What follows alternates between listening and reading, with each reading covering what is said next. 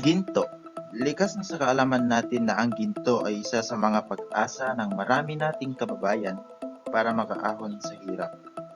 Ang video na ito ay naglalaman ng mahalagang impormasyon na maaaring magbigay sa atin ng pag-asa para pumili at taasang tayong lahat ay aahon sa hirap. The World Bank and its sister organization, the International Monetary Fund, are very special organizations. They are sitting on top of the world's wealth, which was put into a secret account, and it has more gold than anybody knows about. And it is cloaked in secrecy. The bankers do not own that money. It's held in benefit for humanity.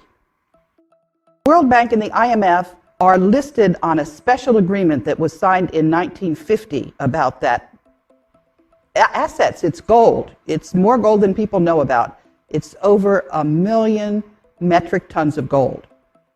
And the World Bank and the IMF have a special role to play, making sure that that money is spent to the benefit of humanity. So where's the gold? Some people believe that the gold in Fort Knox has disappeared. That's been in question for many years. Congressmen have attempted to get an audit of the gold in Fort Knox. So 1 million metric tons of gold is not something you can just hide. Where would you say that that gold is being stored? 400,000 metric tons are in the Central Bank of the Philippines. There's over 200,000 metric tons in Union Bank of Switzerland. And some of that gold is buried securely in the Philippines as well. Some of it is held in various banks, but the bulk of it is in the Philippines. So the World Bank holds the note on that gold? No. It is in a special trust account that was set up by Ferdinand Marcos, and the authorized signatory is a German banker lawyer by the name of Wolfgang Struck, who also lives in the Philippines. So how do the people get the gold back?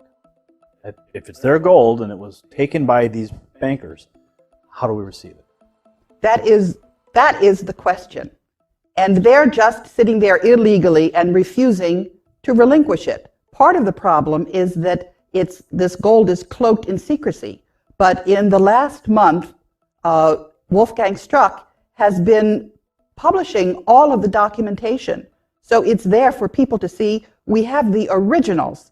And people just have to make sure that the banks do what they're required to do, which is release the world's wealth.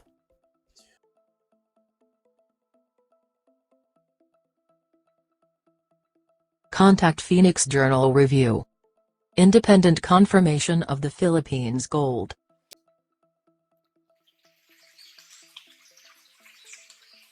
Throughout the Spanish occupation of the Maharlika, members of the Tagay and Italiano clan have been visiting Europe since some of their relatives were English and Austrian.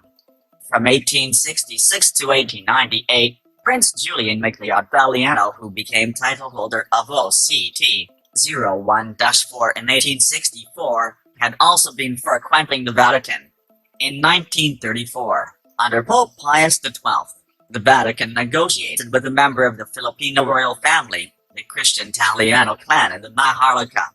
An agreement was reached that 640,000 metric tons of the Italiano gold would be lent to the Pope. This Konting kaalaman na ang isang metric ton ay may katumbas na 1,000 kilong ginto. So imagine guys kung yung 640,000 na ilang kayang dam ang mapupuno niyan. was part of that gold accumulated by the Southeast Asian Sravija Majapahit Empire during its glorious reign of 900 years.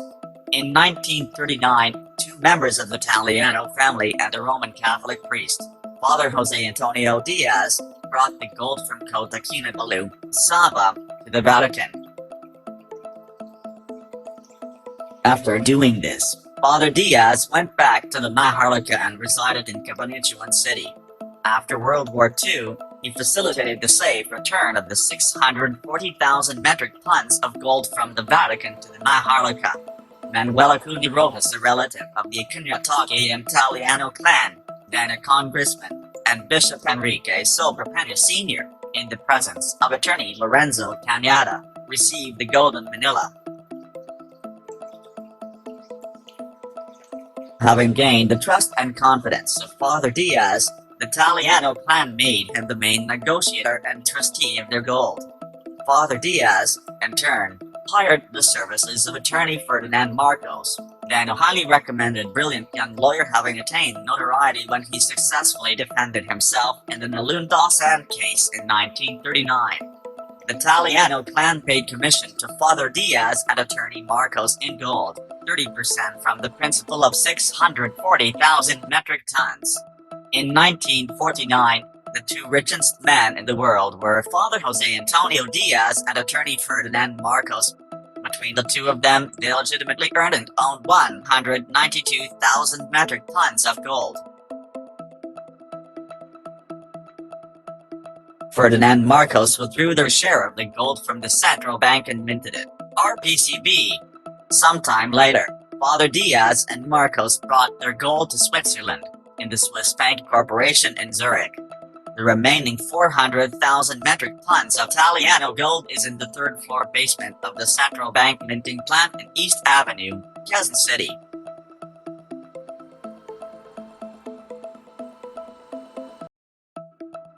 Gold for gold, dollar for dollar. This country, the Maharlika, is the richest country in the world.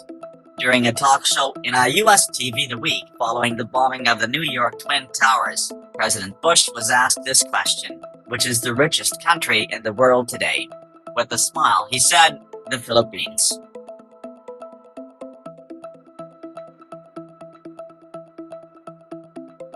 On April 9, 1973, Marcos said, "My earthly goods have been placed in the custody and for the disposition of the Marcos Foundation, dedicated to the welfare of the Filipino people."